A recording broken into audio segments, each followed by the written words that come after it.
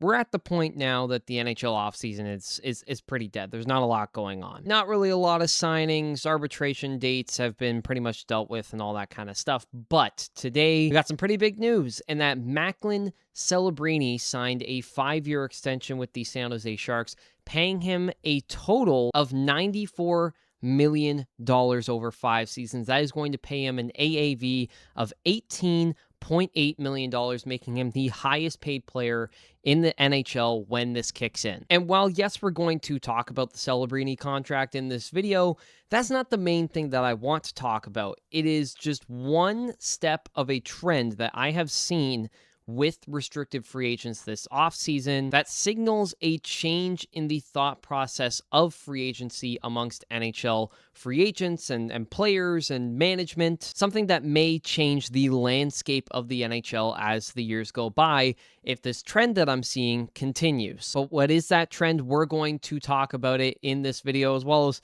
the Celebrini contract. So make sure to leave a like and subscribe if you're new around here. And without further ado, let's get into it. So let's start with the Celebrini contract, because that's the most newsworthy thing, and that is the thing that I want to talk about first. But it's a 5-year contract that pays him $18.8 million against the cap, making him the highest paid player in the NHL, passing Leo Carlsson, getting paid $18 million.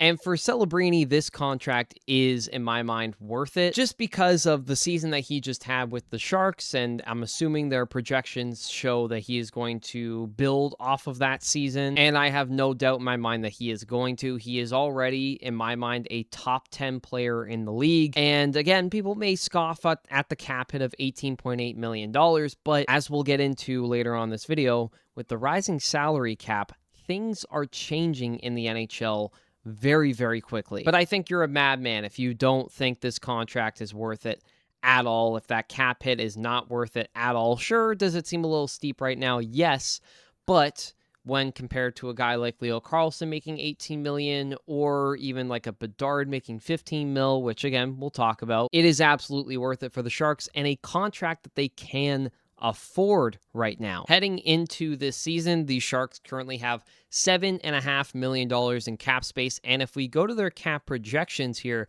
even with the Celebrini contract in mind from the looks of it, they still have $34 million in cap room left. And that's because it is projected that the salary cap is going to jump almost $10 million once again to $113.5 million in 2027-2028. And then when you look at their contract situation, just off of their roster right now, not a lot of players are signed to super crazy money. You've got Mason Marchment, who just locked up with them at $6.75 million.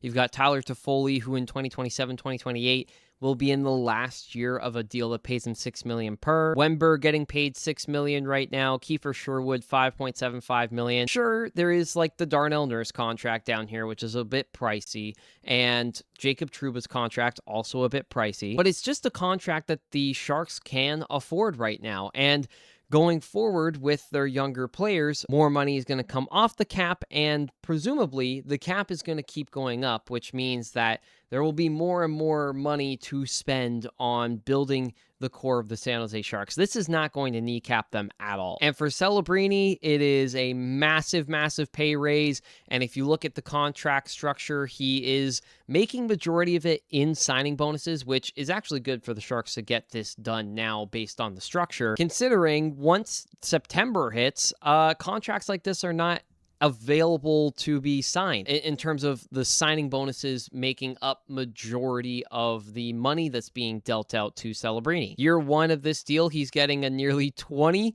million signing bonuses with a $950,000 salary. Year two, same thing. Year three, $19.8 million. Oh no, you're missing another $500 or $500,000. A $16.1 million signing bonuses year four, and then year five, a $13.5 million signing bonuses with a no move clause, because this contract buys 1 year of UFA time for Celebrini. So yeah, I don't think the contract is bad in any sort. I think he's absolutely worth it.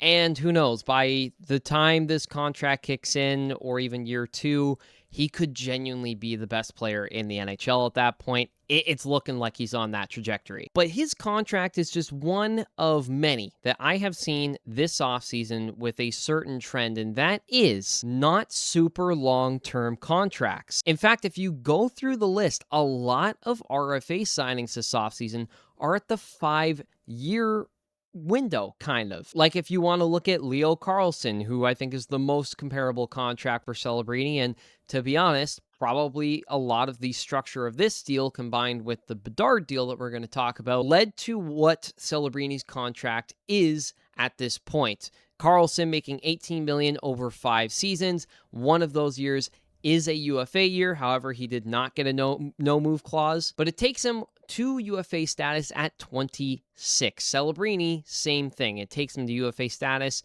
at 26 years old. If you want to look at Connor Bedard's contract, it's another 5-year deal, paying him $15 million per. Not as heavy on the signing bonuses as Celebrini or Leo Carlsson in that sense. However, same thing, buying a year of UFA time with a no-move clause, and he will be an unrestricted free agent at 25 years old in 2031. I forgot to mention, Leo Carlsson, also a UFA in 2031. Celebrini, with his contract, will be a UFA in 2032. So all 3 players signed 5-year deals at upwards of $18 million, at the very least $15 million per season, with the potential for, if things go right, in their mid to late-ish 20s, getting another massive payday when the cap is probably going to be even higher than it is right now. We all know that the salary cap has been rising in recent years, and this offseason took a massive jump up from, I believe it was $94 million in 2025, 2026, $95 million, sorry, to a $104 million salary cap for this upcoming season. So nearly a $10 million jump. And that trend is going to continue. It's another $9.5 million jump from $104 million to $113.5 million salary cap max in 2027, 2028. So when the Celebrini contract comes into effect. And then 2028, 29 is another $9.5 million jump in the salary cap to $123 million. That's what makes a lot of these deals right now seem crazy. But in 2028, 2029, those contracts, the Leo Carlsson, the Connor Bedard, the Celebrinis, will not take up as much of the cap as they do right now. And more importantly, in the window where I believe Anaheim is going to be looking for a Stanley Cup, and San Jose is going to look for a cup, and Chicago, if Kyle Davidson gets his, shit together, is also competing for a Stanley Cup. And you may be telling me, well, those are the 3 biggest contracts. This doesn't seem to be a trend. If you look at some of the cheaper contracts, you will see this trend as well. For example, Pavel Mintyukov, 5-year contract paying him $7.2 million per season. He will be a UFA at 27 years old in 2031. Simon Nemec, an almost identical contract to Mintyukov, 5 years, $7.25 million with the Calgary Flames, with a modified no trade in the last year and being an unrestricted free agent at the age of 27 in 2031. Cole Perfetti from my Winnipeg Jets, a 5-year deal that pays him $6 million per. He has some trade protection within this, but will be a UFA at 29 in 2031. Once again, Trevor Zegras signed a 4-year contract at $9.13 million per season and will be a UFA in 2030 at the age of 29. Sure, there are exceptions to the rule. You've got Jason Robertson, for example, signing a 1-year deal with the Dallas Stars, but that's a different situation in its entirety. I made a video about Jason Robertson earlier in the offseason, but I'm saying all this because this is actually changing the NHL landscape for, I think, the better for the players, maybe not the teams. But for us fans, this makes the league way more exciting because you are going to slowly see more overchange as the years go by, with the salary cap going up, players wanting to get paid sooner rather than later. They want multiple paydays in their 20s, and if their current team is not willing to do it, someone else will. You're seeing on the trade front, that is changing as well, with players being more demanding of what they want out of their GMs and their competitive windows. These are all signs that the NHL landscape is changing, and now the young players